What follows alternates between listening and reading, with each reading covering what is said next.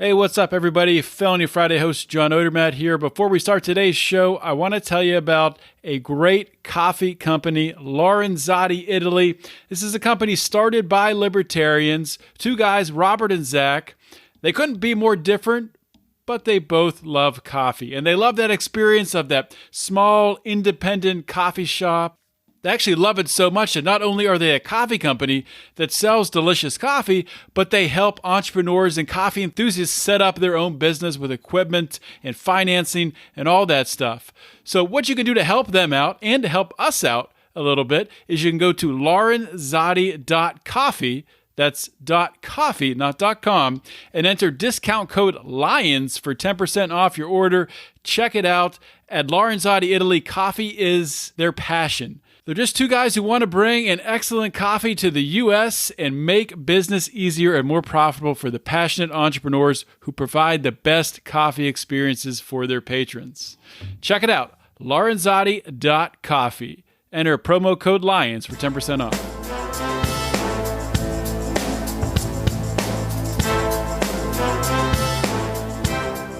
Welcome to Felony Friday, a presentation of the Lions of Liberty podcast. Here is your host, John Odermatt. Felons, friends, and freedom lovers, welcome back to another edition of Felony Friday, a weekly show right here on the Lions of Liberty podcast. Here at Lions of Liberty, we have a bit of a variety channel. My Friday show, Felony Friday, is one of the great shows, but there's two more on Monday and Wednesday. Monday's show hosted by Mark Claire, Wednesday by Brian McWilliams. They both bring their own flavor and flair to the podcasting game. Check those out. Subscribe to Lions of Liberty on your podcasting app to get all three. And today's episode of Felony Friday is another great one. I have an awesome guest lined up who is going to share another story of injustice in the criminal justice system. And we're going to shine a light, and we are going to keep the momentum going for change in the criminal justice system. So share this show, tell a friend, text it to a friend, tell a stranger on the street. I don't care. Enjoy today's show. On today's episode of Felony Friday, I am joined by Adam and Ro Clausen. Adam was sentenced to 213 years in a federal prison, and he was just released on compassionate release after serving 20 years. You might remember Ro. She was a previous guest on this show back on episode 179. On that show, of course, she was advocating for Adam's release and sharing about her YouTube channel, Strong Prison Wives, where she makes videos in relation to supporting people who have loved ones in prison. Adam and Ro, welcome to Felony Friday. Thank you so much. Thank you for having us. Well, it's great to have both of you on this show. And, I've had a couple spouses on in the past who have a loved one incarcerated. And I always say at the end of the show, hopefully, I can have you on again with both of you here. So it's great to actually see this come to fruition and see you both together on the screen. So congratulations on your release, Adam. And, I kind of just want to start there. So start at the part of the story where you find out you're getting out of prison. If you guys could both kind of take me through what that was like for each of you. You want to start with when you got the news? Sure. About a week prior to Adam being released, it was a Monday afternoon, I got a call from Adam's attorney. His name is Sean. And he said, Ro, I got a notification from the judge that he granted his compassionate release, and he was jumping up and down and he was screaming. And he said, actually, when he got the email, his wife was in the other room and she came running to make sure he was okay because he was screaming so much. And in hindsight, I must have looked like a crazy person because I was very stoic and I didn't have much of a response because I was involved in the case for 11 years out of the 20 that Adam was incarcerated. And it was these, and we felt like we were really close. And then it would crash because everything would get ripped away from us. And the longer this went on, the higher the highs felt and the lower the lows felt. So I was afraid to get attached to any kind of an outcome. So he told me that following Friday, there was going to be a resentencing hearing. So that Friday, in the car, and I drove 6 hours because we were hoping he would be released. There was nothing was set in stone. There was no decision yet, but we were very confident that he would get time served. So I got in the car, I packed the car literally from the trunk all the way through the back seat. I was shocked that there was room in the car for either one of us. And I drove there. And about an hour away from me hitting the town where he was, I got a call from the attorney, and he said, Ro, it went as great as it possibly could, but the judge decided that he wanted to take his time before issuing a decision. He also told me in that conversation that it started out a little bit rocky. And the first thing the judge said was, what if we resentenced him to 30 years? At this point, he had done 20 years and 5 months. So, which of course was, we believed, more than enough time. Mm-hmm. But I'm thinking, great, here we go. Now I'm thinking he's going to get out, but he's going to actually have to do 10 more years. And you know how the brain works, that of course I fixated on that negative. And I even asked him, I said, what's the likelihood of that happening? He said, he's not, I genuinely don't think he's going to do that. And that's coming from an attorney, and they watch their words very closely. So, but I fixated on that. And they probably wanted to prepare you for that scenario. Of course. Yep. So I stayed in a hotel room overnight, but I had a decision to make that Saturday morning here and just wait an indefinite amount of time for this decision to come through. Sitting in a hotel for $100 a night, taking days off of work doesn't make sense. So I got in the car and I drove the 6 hours home without Adam. And although this was such good news and it was the closest we ever were, it was still crushing to me. So I drove home and I had to go about my life. That Monday was just a regular Monday, although I felt very down and depressed. Tuesday morning, I got a call. Even before you get to that, yeah, can I jump in here? Yeah. Sure, yeah, jump in. Let me go back to that Friday when we initially got the news. First of all, the judge, when he issued this opinion granting a motion for compassionate release, it was huge. It should have been incredible news. I should have been jumping up and down when the attorney told me. But just like Ro, I had that same hesitation. Like, I was like, man, this is what we've waited for, but is it really going to happen? Because we had asked for an immediate release. Now, when the judge granted the motion, he said, well, I'm going to grant the motion, but I'm not going to give you immediate release. We're going to hold a separate hearing. So for me, I'm always trying to balance out, when she asked, well, what does this mean? I'm eternally optimistic, but I'm also extremely pragmatic. I'm grounded in reality. That's the only way that we've been able to make it through this. Like, you've got to be realistic about the situation. And so we were cautiously optimistic that, okay, this is it. It's finally happening. We should be feeling good about this. But both of us kind of shared that apprehension. Now, I got to admit, the following Friday, when we had the sentencing hearing, I was the one that told her, get in the car. Just get in the car and get up here. If they grant this thing, you know what I mean? Like, I want you to be outside so I can come straight out and you and I can just get out of here and get on with our life. Like, that's what it felt like. And until that came, like, it wasn't going to be real. So I didn't want to delay that at all. However, when the attorney came back, I had to call him that afternoon, and it got later and later. And I finally reluctantly called and I said, what's happening? What happened with the sentencing? He says, well, it went great. But I could hear the hesitation, but. I'm like, okay, so what am I missing here? He goes, listen, it went great. Everybody agreed that you should get time served.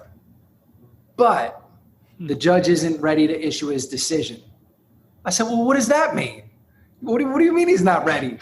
He goes, hopefully it's not going to take too long. I'm like, well, listen, time is relative, right? Like, how long is not too long? A day? A month? Like, what are we talking about here? And he goes, I'm hopeful that it'll be soon, maybe even before the day is over. Yeah. So I'm like, oh. So she's up there already. And we're like, okay. As it gets later, I'm like, it's not going to happen today. So I guess we were both kind of resigned to the fact, like, well, now we got to wait. We have this weekend. That's when she gets in the car and she goes back. Now, keep in mind, when she left to come up there, she just hopped in the car, had everything packed up, and just sped up there. You know, I know how much stress that must have been on her. And I felt so guilty for really encouraging her, like, yeah, just get up here. Then when it didn't, work out, now she's got to turn around and drive all the way back home. And I know the disappointment. Mm-hmm. I'm feeling the same disappointment. I can only imagine what it's like for her. So that's where I need to hop into, though. Go ahead. So yes, he told me to get in the car, but for your listeners who have a loved one who's incarcerated, especially those of us that are the significant other of somebody, that was my decision to get in the car. I could not imagine on the teeny tiny little chance that he got out that day after 20 years and I wasn't there to witness it. That was heartbreaking. And then if I had waited and then he's waiting outside of prison and I have to drive 6 hours, I would, oh my gosh. So yes, it was excruciating and it was heartbreaking in the moment, but looking back, I'm honestly glad I did it. It sucked. Frankly, it was probably one of the hardest weeks of my whole entire life. But what if he did get released that day? Right. And I wasn't there? So I'm positive your listeners can relate to that. Okay, go ahead, keep going. No, I think it's a good place for you to pick up what happened when you got back. So full disclosure, I was so nasty that weekend because I was burnt out and I was at the point where I was thinking, can I do this anymore? And how much longer can I do this for? And as crazy as that is, because we were the closest we had ever been, it just felt like it was dragging on. And I have that 30 years in the back of my head. So this Tuesday morning, I get up and I'm still working from home because of COVID. And I was just about to sign into my computer for work. I was going to sign in. I was going to make breakfast. And then I was going to start to clean out the car that I had packed to pick him up. And I signed in. Now I have stuff all over the counter getting ready to make breakfast. And I get a call from the attorney again. And I was like, hey, what's up? Like, not even excited about anything. And he goes, they granted it. Adam got immediate release. And I said, should I go up there now? And he said, yes. So of course I showered as fast as I could. I literally left everything all over the counter. I got in the car. And about 30 minutes into my drive, the attorney calls and he said, are you in the car? I said, yeah. He goes, turn around. And I just busted out laughing because at this point I'm like, what else can happen? So he's reading the order in real time to me. And he said, the order says he needs to be released by Thursday at noon. And then I hear the light bulb over his head. Wait a second. That says by Thursday at noon. This is Tuesday morning at 10:30. So he said, let me make some phone calls and see if I can get him out because it's immediate. He should be out right now, but the judge was giving them like he has to be out by this time. So I just kept driving because I figured even if it wasn't until Thursday at noon, then it's only a hotel room. At least I know it's Tuesday, Wednesday, and then I'm getting him. So literally for the next 12 hours, every 10 to 15 minutes, I was on the phone between the attorney, Adam's mother, friends, people trying to help us out because the BOP, the Bureau of Prisons, did not want to let Adam out. And I'll let you pick up from the inside version of that. But we were having issues with the address he was supposed to release to. They were just holding on for dear life. I'll let you tell that part. Yeah, and that's where things really, it was unfortunate that what should have been so joyful for us getting this news, it really just sapped all the joy and excitement out of it. Made it a really stressful experience for all of us. Now, when she got the news at 10:30 a.m. on Tuesday morning, I had no clue. I didn't know any of this was going on. I'm at work. I'm working in a wood shop in the prison. It's like a secluded area, especially with COVID. There's only a handful. There's 5 of us that work down there. And after we didn't get the news on Monday, I was kind of resigned to the fact. I'm like, well, time, it's relative. It might be a month. It might be longer. We don't know when this thing's coming. So by Tuesday, I put it out of my head. I go down to work, normal day, and it's not until mid-afternoon, about mid-afternoon on Tuesday, when I hear the buzzer to come into the shop, and they don't have the keys. My boss has to go over there and open the door. So I look over and I can see through the window. I go, man, that sure looks like my case manager. And one of the guys who runs receiving and departures, the only reason they would be here is if they were coming down here looking for me and they had some kind of news. Mm-hmm. This is what's in my mind, but I'm still hesitant. I'm like, I don't want to believe, it's good news. It can't possibly be happening. Not this way. So my boss goes over, he opens the door, and as the two of them walk in, very nonchalantly, they walk over, and I'm like waiting expectantly, like, I finally have to ask them, like, are you here for me? And I'm kind of joking with them, and they're like, yeah, we've been looking for you. I said, all right. They're like, you ready to leave? I'm like, what do you mean? What are you telling me here? They're like, you got immediate release. You ready to go? I'm like, go. Like, what do I got to do? Yeah, let's go. And they're like, whoa, hold on.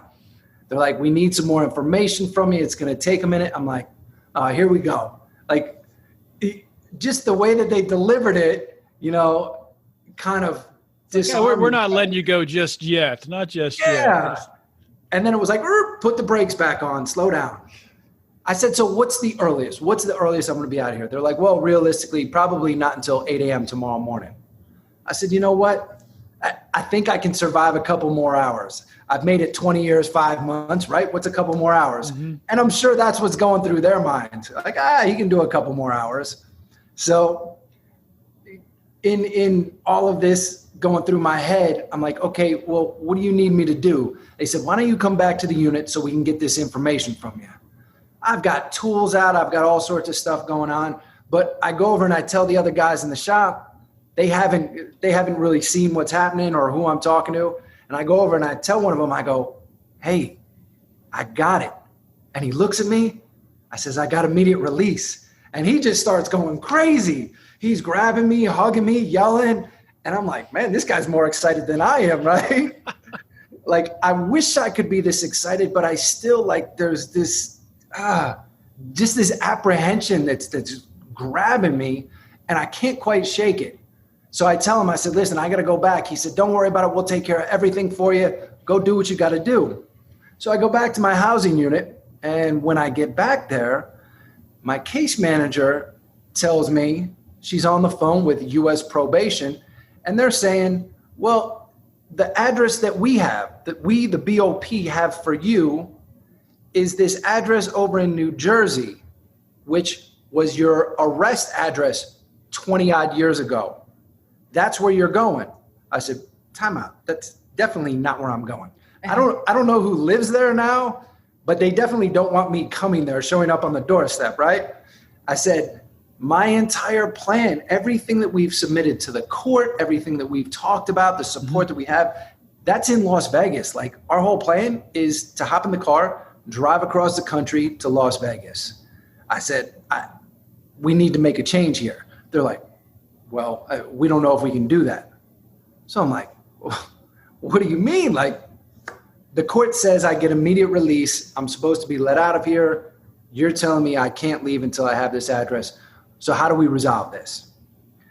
Eventually, I get access to a phone. Now, when you're on the inside, generally the only phones that we have access to are recorded.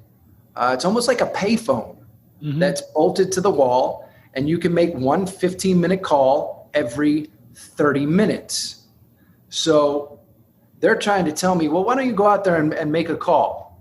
I said, I'm never going to secure a different address, get this done, speak to my attorney, unless you give me access to the legal phone.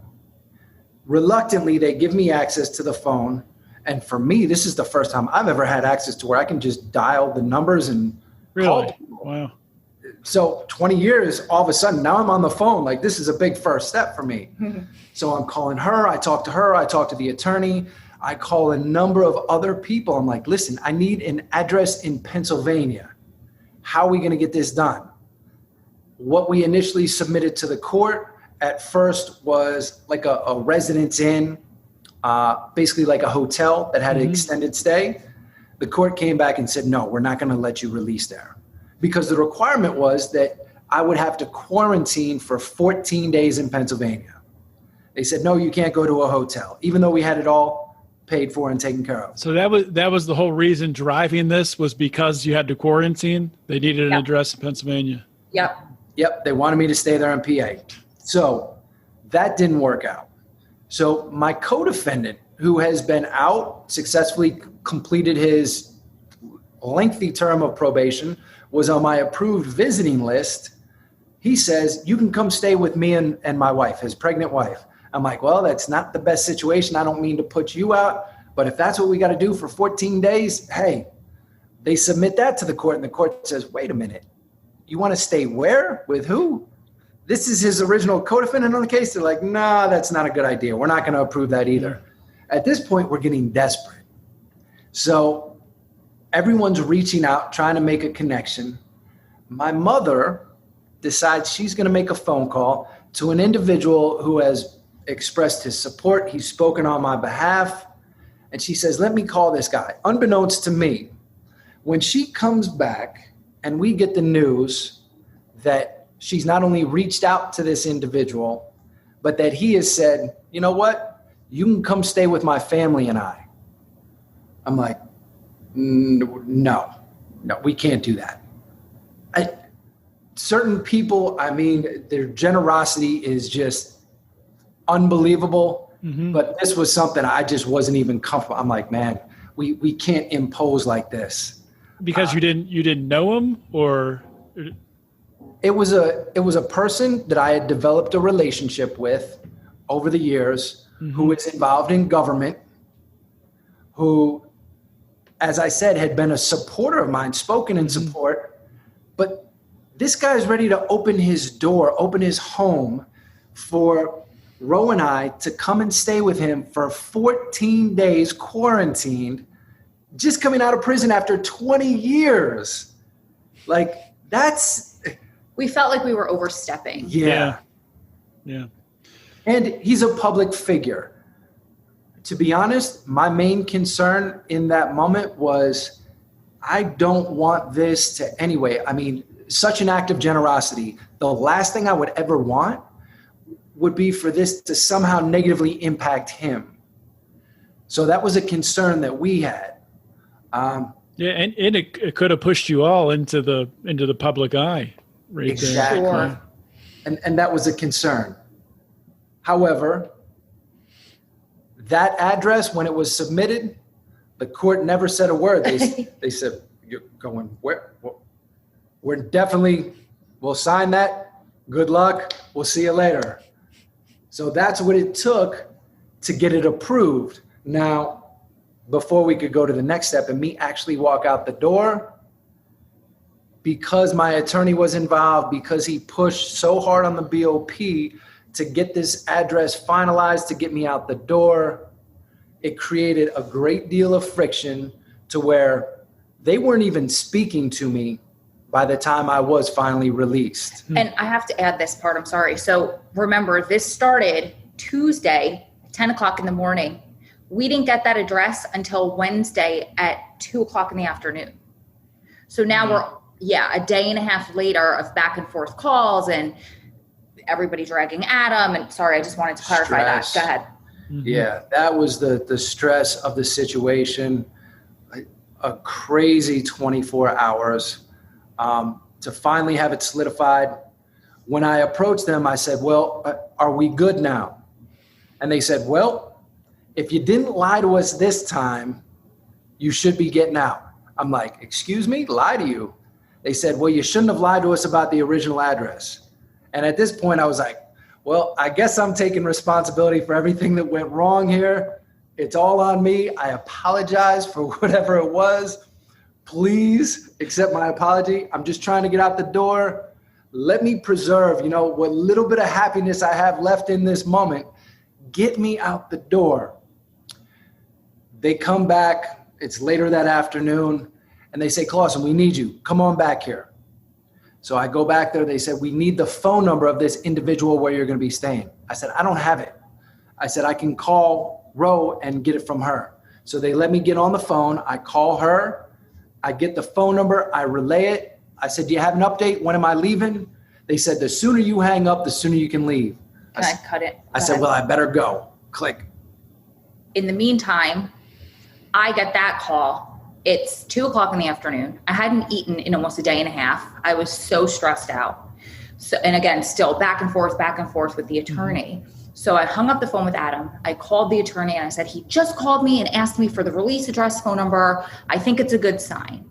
And the words he was saying to me were, yeah, it's possible he'll get out today. We have to wait for count, this and that. But the tone in his voice told me a different story. He sounded defeated. So I, at that point, resigned myself to it not happening before 12:00 on Thursday, like the paperwork said. I'm standing outside of a restaurant and I walked in to get myself food because I knew at this point I needed to eat. And one of my girlfriends who did about close to 10 years in prison called me and she wanted an update. And I told her and she said, oof, well, I hate to be the bearer of bad news, but the fact that his phone and his email are still turned on, that's not a good sign. They would have turned off his email if he was getting out today. And the fact that he called, I didn't know what phone he had called me from. I'm not paying attention. Mm-hmm. So the fact that his phone is still on, I don't know. So I was like, all right. So as soon as I walked out, I was in the back office when I made that call to get the information from her. As soon as I walked out of the back office and they locked the door, I went over to the regular pay phones that we can normally use.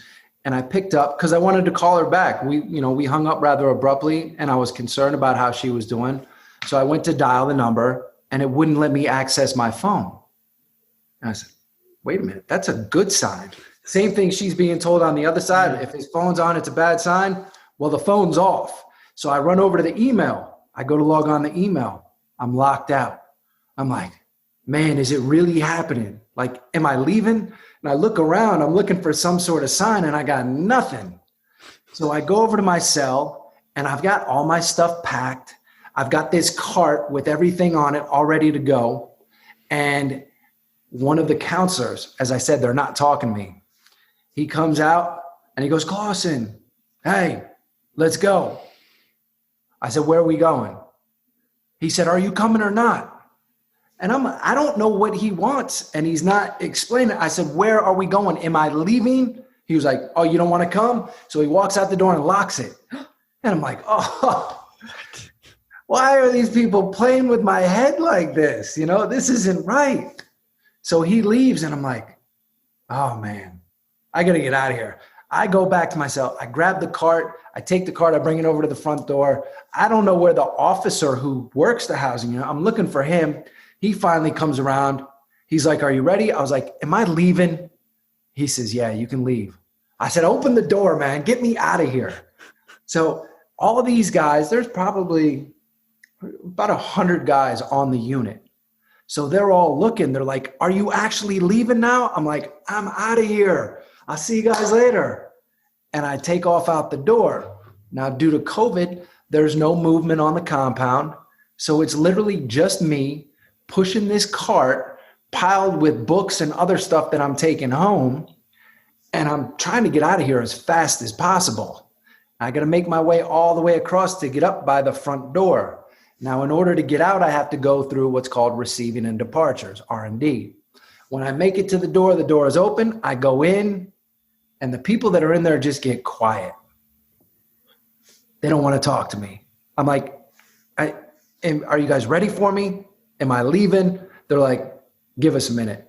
I'm like, I guess that means yes. So I just push my cart off to the side and I stand there and I wait as they take their time with their paperwork.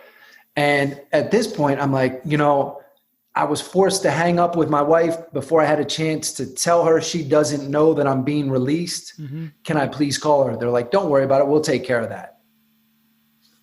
So I'm on the phone with that same girl standing in the restaurant and I get a call on the other line. I said, I think this is Adam. Let me call you back. And it wasn't Adam. It was somebody at the facility. And she says, you can come get Clausen now. So Okay, good.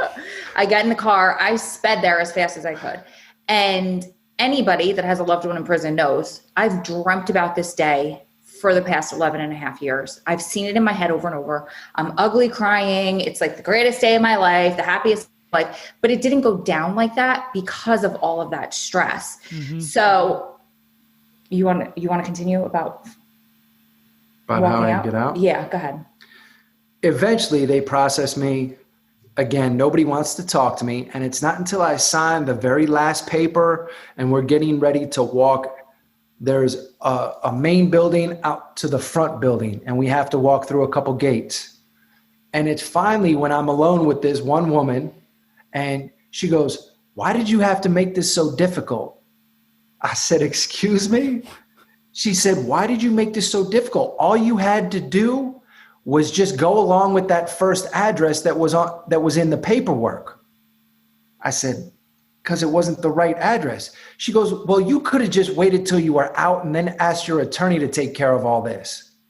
I said, "If I would have done that, I would have been in violation." I said, "Even before I walked out the door, I waited 20 years for this moment to get here. I'm not going to screw it up now. That's not something that you can put on me." I said, "There was no way I was going to do that." I think I get it. They just didn't want to do any work. No. You made them do work. They were so mad about that work. Man. She said, "You made this so difficult for us." I said, "Oh my God." I said, "You know what? I apologize. Just please get me out the door."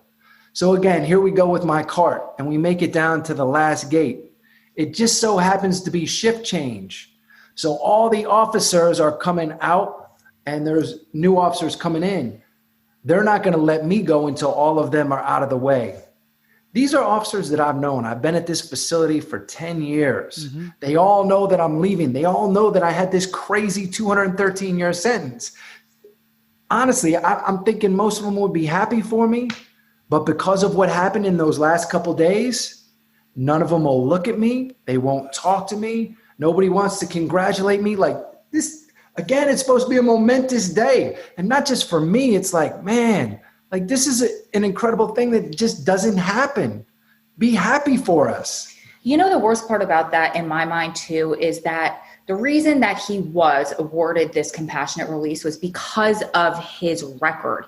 He has not had anything on his record for over a decade, close to 2. It's not like he was this troublemaker in and out of the hole, that they should have had this chip on the shoulder that they didn't want to let him out. It was almost like they were pissed that they were losing a good one in a weird, crazy way. Sure.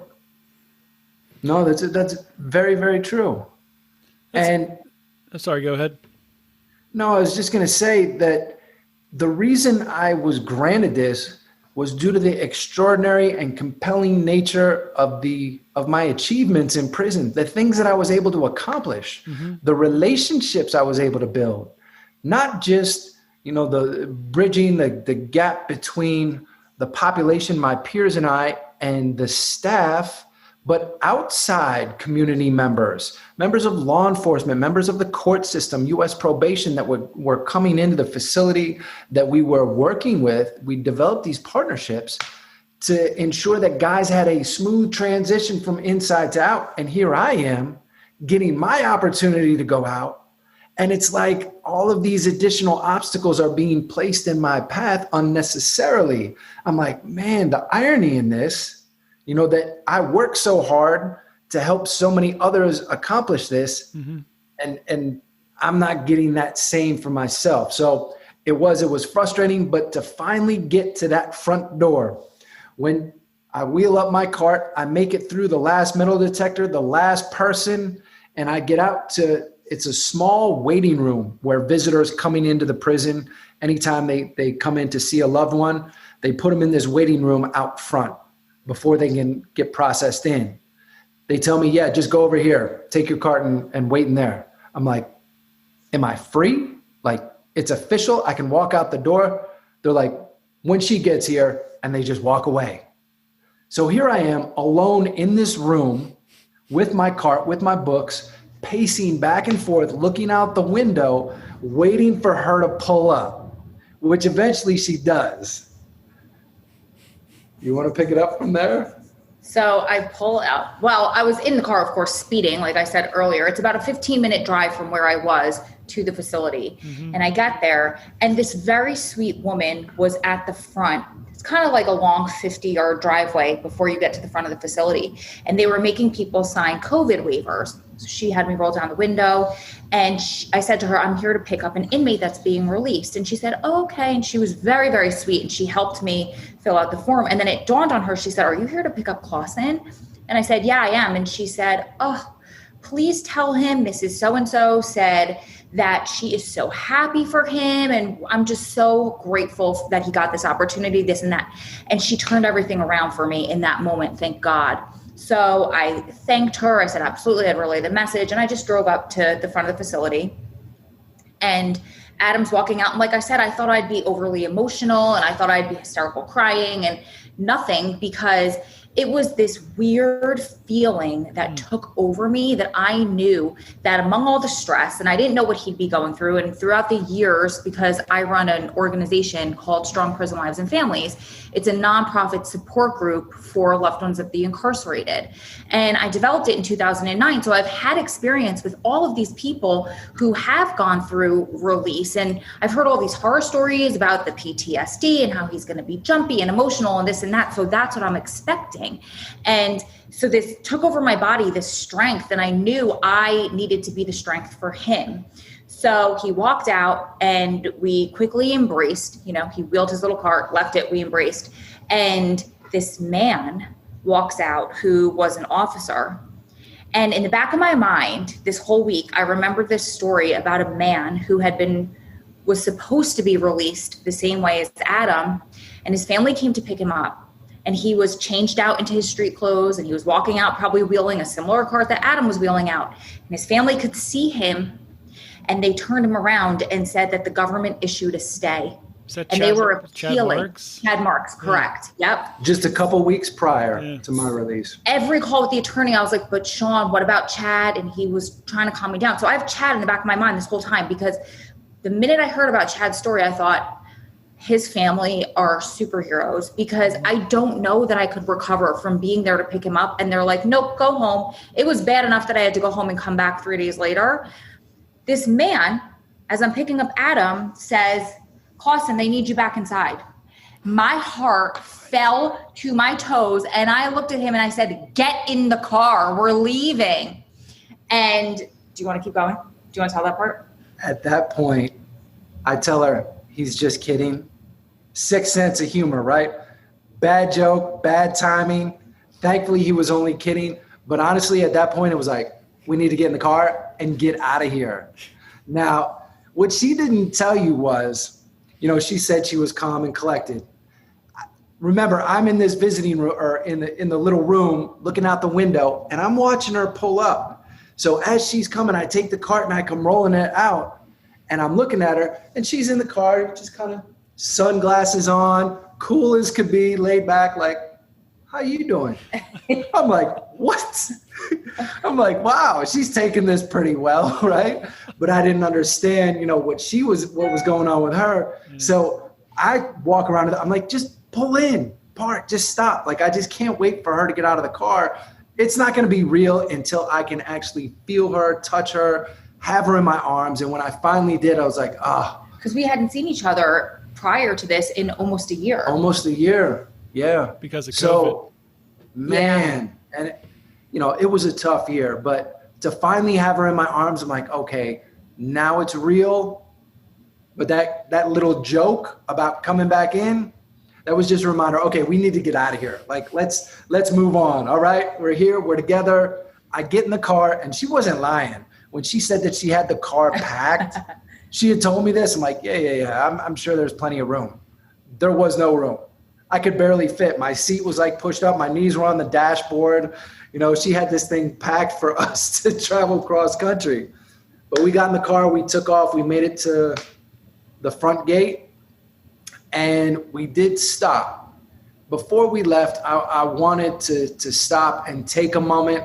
And again, they will not let you shoot on federal property, take any pictures. Mm-hmm. So what we did was we pulled across the street, and standing just off the property. We took a couple pictures in front of the sign.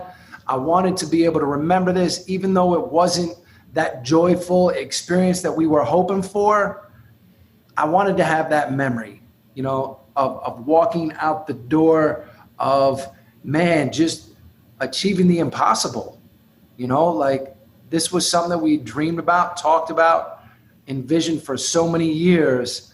That was the fruition of all those conversations. And yeah, it was real. So I'm glad we got a chance to capture it, at least in that regard. I think we took all 3 minutes answering your first question. That's awesome. You guys kind of interviewed each other there, going back and forth. That was cool to see. Hey, just want to take a real quick minute here to talk about another libertarian podcast. If you haven't listened to Good Morning Liberty, it's a 5-day per week show. Nate and Charlie, I don't know how they do it, 5 days per week, pumping out fantastic content. Also, their Twitter game, I have to say, I've been following them on Twitter, is on point. At Good AM Liberty. Check it out. I don't know if it's Nate or Charlie running the account, but whichever one is doing it, fantastic job. Also, their show. So what is their show? They are trying to really take the onus of trying to change people's minds of how people view libertarians. And they're trying to do this by leading with a message of compassion first, rather than, pounding on your keyboard and screaming at people like libertarians love to do. So they're looking at ways in which policies impact people and using the principles of liberty to provide compassionate solutions. They both have backgrounds in healthcare. They own a healthcare IT company. Check it out, Good Morning Liberty, wherever you get your podcasts. You can also subscribe to their podcast by going to bernielies.com, which so awesome, redirects right to their podcast links page. So check that out, Good Morning Liberty. So you did 20 years, and then you two were together for the last 11. At what point did you really develop that hope of getting released? I would say, and I don't want to entirely speak for her, but I knew even early on that she believed, coming into this, she knew how much time I had. And as I said, I'm an eternal optimist, but I'm also extremely pragmatic. I'm always going to lay bare, what the facts are. And early on in our relationship, there was not much to focus on. Sentencing reform had been talked about, but there wasn't a great deal of traction for it. So that was early on, but I personally always believed that at some point, somebody was going to look at this sentence and be like, 213 years. Are you serious? Reason would eventually prevail. Like, somebody's going to give me a chance. I knew that I also had to do my part to earn the opportunity for someone to get behind me. I had to do something of substance to where somebody could say, you know what? I believe in this guy, and because he's accomplished X, Y, and Z, I'm going to go ahead and put my name on a piece of paper that says I believe in him. Because talk is good, but when you can get someone to put down, on paper that they believe in you, that they support you, that's a different level of commitment. And I knew it was going to take a lot to do that. I was very fortunate that over the years, through the things that I was doing, that I felt purpose-driven to do while I was incarcerated and helping others avoid the same situation I ended up in, and to make sure that they were better prepared for their release. Throughout that process, just by doing those things, that support network around me, that really grew. And those people that I couldn't envision being advocates for me in the future, like my attorney, Sean Hopwood. He wasn't an attorney, a world-renowned Georgetown law professor when he and I first met, when we started talking. He had just been released from federal prison. Mm-hmm. My dear friend out here, John Ponder. John told me about his vision for Hope for Prisoners when we were on the prison rec yard together. Wow. You know, these are relationships that I developed over many years. And with all of the people that came in later, the government officials, the judges, the U.S. probation officers, the U.S. attorneys, who were invested in what we were doing, to think that they would get behind me and support my release was incomprehensible. That's not something that I ever could have envisioned or planned for. And, you know, so many things had to go just exactly right for me to eventually get this compassionate release that, you know, whatever your spiritual or religious inclinations are, you know, I have to attribute it to something far greater than myself. You know, clearly there's greater forces at work, and I just feel incredibly fortunate to have had the experience that I had and the support that I had built over those years. Well, I have to say this. When we got back in touch and I first learned about Adam's case, I think I was 30 or 31 at that point, and I think I slipped into a denial where I told myself, well, we're going to solve this and he's going to get out by the time I'm 35. And then that didn't happen. It was like by the time I'm 36. And I would play these games with myself. And I think I always believed that he would be home eventually. A lot of it, I think, was denial. I mean, until he came home, I was just the crazy girl that was following around this inmate that was lying to me, according to so many people. And I just had to keep the faith. And I remember it was maybe about a year ago, because we had some really close calls with clemency. We heard his petition had made it up to the vice president's desk. They were ready to sign it, and we literally just ran out of time. That was probably that was one of the most stressful times of my whole life. Would you especially talk about with when Obama was president, or? Yes. Okay. Yep. So, and that was in 2016. So right after that, and I had some close girlfriends who had gone through all of this with me. And one of my friends, when she watched me in a depressed part of this, she said, I believe that Adam will be home too. I genuinely believe that. But why don't you start living your life as if he'll never come home? Because right now on paper, that's the truth. And this way, you won't be crushed these times where it doesn't happen, when you think it's going to happen and something, you know how government and law and all of that works. So I tried it for about a day and a half. And I got so down that it was awful. It was so difficult to live like that. And so that's why I say, I think a lot of it was just denial, and it was kind of a coping mechanism after a while. But I always knew in my gut that he would be home. I never knew how, and I never knew when, but I just knew that I had to keep the faith. And I developed the nonprofit in order to give me a constructive outlet for all of that, for that energy, for all of that emotion, for all of, to help everybody, to give it a purpose. Exactly. Thank you. That's interesting. I'm referring to it as denial. And I think there's a great learning point here for, not only for, getting a loved one out of prison, but really for achieving anything in life. And it's going to sound weird to say this, but I heard this on a recent podcast with Mike Tyson on Joe Rogan. And Mike Tyson was talking about his greatest fights, his greatest wins, and training for them, and talking about being a delusional optimist. I love that. Being so optimistic. And he said it's only delusional if it doesn't come true. That's right. If it comes true, it's not delusional. So yep. I was like, wow, that really makes a lot of sense. I did not think I'd hear that from Mike Tyson, but... Great quote from Mike Tyson. Yeah. And that's what I said, because I did an interview probably a few weeks before Adam was released with somebody who was a very big supporter of his. And I said, just from the outside looking in, a lesson that I want to pass along is this.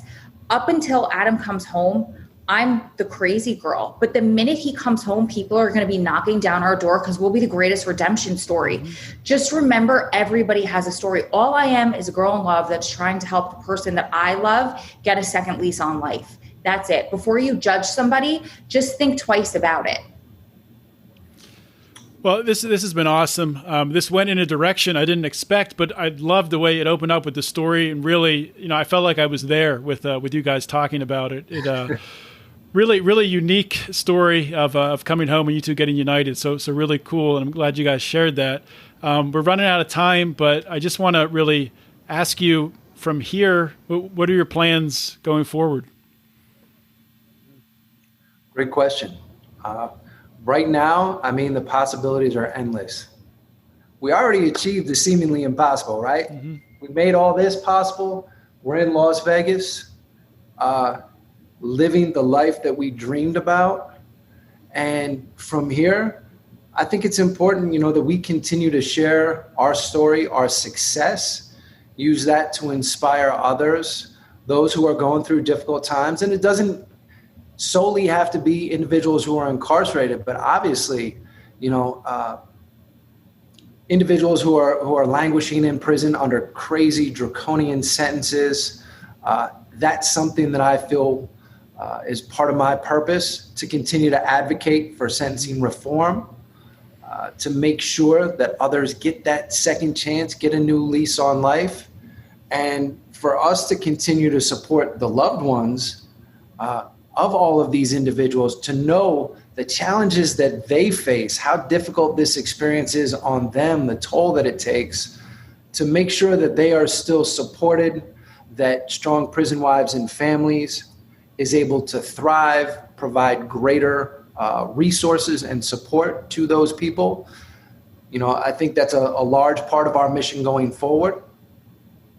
Yeah, and we have had some struggles. I mean, we've been extremely blessed in the situation that we walked into with Adam being released and the people that have helped us. Genuinely, so blessed. It makes me emotional. But of course, there have been some struggles with getting ID, getting a bank account set up. It's really been difficult. So we've been chronicling almost every day the issues, the ups, the downs, everything on our YouTube channel, so we can pass along some information to help people when it's their turn to go through it. Things that we would have maybe done differently had we known, the struggles, how we're overcoming them, those kinds of things.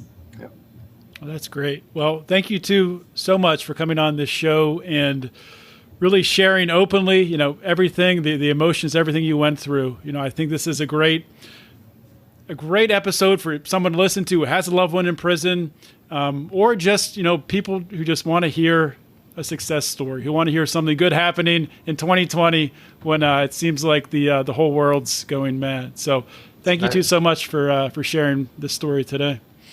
Thanks for having us. Thank you so much. Right. Hope you guys enjoyed today's episode. I really enjoyed it myself, hearing from Adam and Ro Clausen. I do often get feedback from you all out there, the listeners, and saying that, I love your show, John. It's great shining a light on this broken criminal justice system. But man, it brings me down. That's what you tell me. You tell me sometimes that Felony Friday can make you a little bit depressed. Well, you know what? Sorry to hear that. I don't want to make you feel bad, but the truth is these are real stories that are happening and need to be told. So if it makes you feel bad, maybe that's telling you need to help to do something about it. So number one, I'd like to say, please share not only this show, but other past shows of Felony Friday. But talking about this show today, this didn't make you feel too bad, did it? I mean, it's a very unique story, and I love the way that Adam and Ro took us through the play-by-play of Adam getting out of prison. I can't even imagine the emotions and just the frustration they were going through while he was going through that last 24 hours or so of trying to get the BOP to release him. But it's a happy ending, and it's so fantastic to be able to, Ro's been on the show before, and to be able to bring her back on the show with her husband out of prison, a free person. They're living their dreams. Doesn't get any better than that, my friends. Does not get any better than that.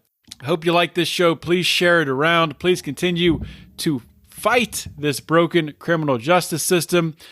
I haven't talked about the Lions of Liberty store in a long time. Maybe some new listeners here don't know we have a bunch of t-shirts that are available in the store. One of our newest ones and most popular ones being sold. They're flying off the shelves every single week here. It's our Taxation is Death t-shirt. Of course, you've heard libertarians and conservatives say taxation is theft. Well, you know what? It's actually death, because that tax money actually goes to the military-industrial complex, where it gets packaged in little tiny bombs or huge bombs, and they go across the ocean there in faraway lands, and they kill people. So taxation is death. I'm hoping that this shirt, being blunt, more people wearing it around, will really elevate and raise this message up. So check it out, Lions of Liberty store. To get a discount, you can join the Lions of Liberty Pride, and you get a discount just by being in the Pride. But depending on the level you join at, you can go check it out over at lionsofliberty.com/Patreon. You might get a free t-shirt, depending what level you sign up for. So check that out. That's all I got for today, guys. Hope everyone has an awesome weekend. At least for me, up here in the Northeast in Pittsburgh, it's supposed to be 80 degrees, probably our last nice weekend. So get outside, enjoy it, stay active. Always remember to keep your head up and the fires of liberty burning.